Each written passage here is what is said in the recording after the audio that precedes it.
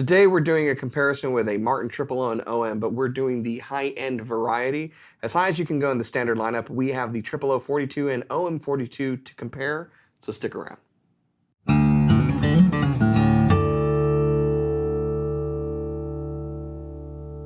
Hey, you're watching Alamo Music TV. My name is Chris McKee. And I'm Cooper Greenberg. We're here with Alamo Music Center in San Antonio, Texas, and you can find us online at alamomusic.com. If you're new to the channel, make sure you subscribe, turn on notifications, and like our videos. And if you want to support the channel, visit our spring store link below for custom swag, and check out our podcast, the Fretboard Confessional, wherever you get your podcasts, and buy stuff from us. That's cool too. You can buy either of these guitars on our website as of right now. But both very cool, high-end as far as the standard lineup goes. Mm-hmm. You can go outside of the standard lineup. You can look at Custom Shop or Authentics or Modern Deluxes for a more expensive OM or Triple O if that's your thing. But as far as the standard series of lineup, when it comes to this body shape, this is it. Yeah. This is as high as you can go. It's as opulent as you can get. There's not a 45 that currently exists in the lineup for either of these. But these are pretty, well-ornamented guitars as far as that goes. So, yeah, recently we did talk about the Triple O-42 versus a Triple O-28, just kind of like your classic go-to versus kicked up a bit, and we were surprised to hear some tonal differences between them, and there's a lot of you that weighed in the comments talking about, the grade of wood and all that, and it was really surprising for us to hear the difference, but between two guitars of the same caliber, same exact body shape, a couple of little differences, kind of fun to hear these side by side as well. Yeah, these should sound different and they should feel different because just like a lower priced Triple O or OM, there are some slight differences between them. Being that they're 42s, to the average person who maybe doesn't know the differences, you might look at either one and get confused as to what's what, but we know how to pick them out on a wall, don't we? Oh, yeah. What's the go-to? For OM versus if you're just looking at the wall. For me, it's the pick guard. It's the pick guard. You gotta, and then, I get the tape measure out after that. But, you just walk up and, I know what 25 inches looks like. But I will tell you, I've always just preferred the pick guard of the OM. I just think it looks awesome, little teardrop guy, although this maybe is more classic, but I go back and forth. Sometimes I look at a Triple O and the pick guard looks too big. Yeah. And other times it looks just right. Yeah. So, I guess it depends upon your mood. But that is a big visual distinction between them. The other ones, which I already alluded to one, is scale length. And that's the primary thing that separates a Triple O from an OM in the Martin lineup. They are effectively the same body shape, the same width, the same depth. But the scale length is what turns a Triple O into an orchestra model, which is what the OM stands for. So this is the longer scale length at 25 inches, right? I think it's 25.4. 24.4, and that's 24.9. Yeah. So slight difference, but what that does is it changes the scale length. Scale length, as a reminder, if you don't know or if you've forgotten, is the vibrating length of the string from the end of the nut to the saddle at the bridge. That vibrating length in measurement is your scale length, and that's going to determine the tension that you feel and also the placement of the frets. So when you have a longer scale length instrument, there's a little bit more tension to the string, and the frets have a little bit more, and stress a little bit more spacing between them. But sometimes it makes a difference. I've talked about, I have a shorter scale length guitar, and a chord form that I had trouble getting was suddenly much easier just because the frets were that little bit closer together. Yeah, so when we did our first run of the Martin Customs, we chose the OM, and it's one of those things that I just love the way it looks, love the way it feels, and I got one of those, and now it's like, it's my first Martin, right? Yeah. Now it's like, well, I gotta have a Triple O too. You have to have something shorter scale? Yeah, it's weird. It's based on whatever you're playing. I think it kind of caters more towards one or the other, and the sound difference is pretty big as well, I think. So I got my OM, now I need a Triple O, and I think that's all right. Everybody should be in that position. So I'd be grateful to be in that position. So you've got your feel difference between the tension, and you have a sound difference. We've talked before that anytime you go to a shorter length or shorter scale length, typically there's a warmer sound that's associated with that. And then there's some other things that make the difference between the sound on these, and that's the bracing. So they're both scalloped brace, X-brace pattern, of course, on these, but this has thinner bracing by 1/16 of an inch. So 1/4 inch bracing on the OM versus 5/16. So literally it's a 1/16 of an inch, but if you think about that over the length of a brace, it's a lot more mass that's involved. And so despite the fact that they're arguably the same bracing pattern, the triple O with a shorter scale length has a slightly heavier bracing pattern than the OM. And so what that does is interesting because if you think about it, you've actually got more tension pulling on the top, creating more vibration to the mass of the top, and there's less bracing mass there. So for all intents and purposes, the OM should be a little bit more livelier and a bit louder, and that guitar should sound typically a little darker and slightly subdued in comparison. Yeah. So I guess what you're going for is the OM is all about the volume. Yeah, and I think that's why it's called an orchestra model. Is you have your O and your double O and your triple O, and now in the same body shape, it's eking out a bit more volume to try to fill a space. We also, while we're talking and holding 242s and talking about the definitions here, should just give Martin a hard time once again by saying it doesn't apply to the 15 series because they forgot their own rules. Yeah. When it comes to the 0015M, which is actually an OM, but not in name. So I just like to bring that up every chance I get. Come on, guys. What's going on here? Because history. Rules. Someone did it that way once, and we got to stick with it. So. Yeah, that's all right. But yeah, I think it's an aptly named model, the orchestra, to be for that style of venue, so to speak, from way back when, and yeah, giving it a little bit more volume certainly would meet that need. Yeah. So hold yours up for a second. Corporate wants you to find the differences between these two photos.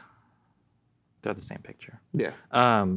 Did you notice one little piece of inlay that is not the same across both of these? Yeah, the bridge. What's the deal with that? I don't know, because actually, I seem to recall 0042s having that.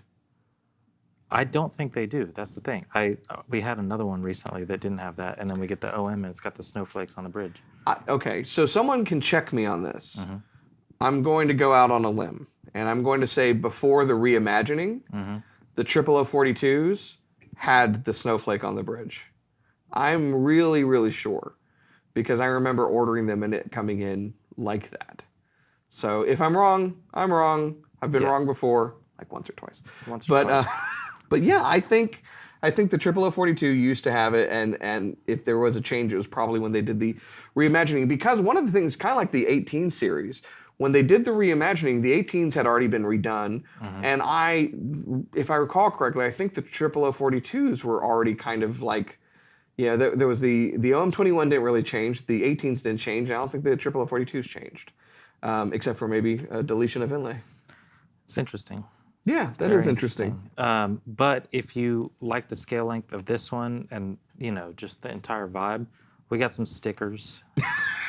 So we can throw those in at a small fee. We ordered them on Amazon, and now you can make any guitar look like that. You can make any guitar look like that. Now, here's my next question before we get into the demos. Why do you think Martin stopped at the 42 for the standard series and didn't do a 45 on either of these? That's a very good question, because we were talking about it earlier of like, why are these as high as you can go? Because we've both played in the museum. It's a 45, it's an OM-45 Deluxe with banjo tuners. Oh, yeah. They made very few of them.